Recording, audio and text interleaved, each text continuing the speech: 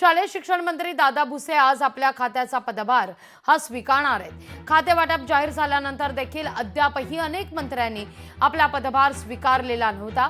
हे सगळे मंत्री नवीन वर्षातच आपला पदभार स्वीकारतील असं म्हटलं जात आहे। पण आता शालेय शिक्षण मंत्री दादा भुसे आपल्या खात्याचा पदभार स्वीकारणार आहेत। यावेळी त्यांच्यासोबत काही शालेय विद्यार्थ्यांना घेऊन ते पदभार स्वीकारणार असल्याची माहिती सुद्धा मिळते। या सगळ्याविषयी अधिक माहिती घेण्याकरता थेट जाऊया आपले प्रतिनिधी उमेश करंजकर यांच्याकडे। उमेश, आज दादा भुसे आपला पदभार स्वीकारतायत आणि विशेष म्हणजे शालेय विद्यार्थी त्यांच्या समवेत असणार आहेत आणि त्यांच्या सोबत त्यांच्या साक्षीने आपण म्हणूया हा शालेय शिक्षण पदाचा पदभार मंत्री महोदय स्वीकारतील।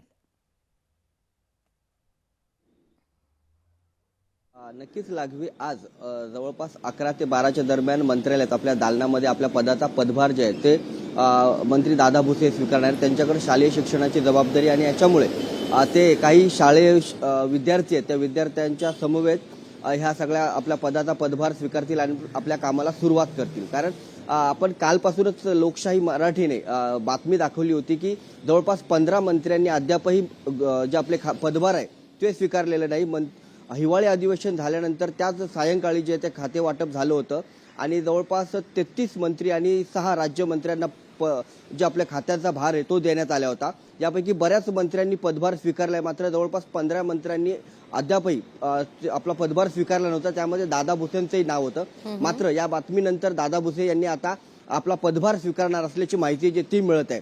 एकूणच काय तर आपला पदभार स्वीकारून लवकरात लवकर जे काम आहे ते सुरू करणं अपेक्षित होतं, मात्र अद्यापही अनेकांनी ते पदभार स्वीकारलं नसल्याने अजून खात्याचं काम सुरू झालेलं नाहीये। मात्र आता दादा भुसे पदभार स्वीकारतील आणि आपल्या खात्याचं काम जे आहे ते आज दुपारपासून पुन्हा एकदा सुरू करतील। निश्चित उमेश, धन्यवाद तुम्ही दिलेल्या एकूणच या सविस्तर माहिती करता।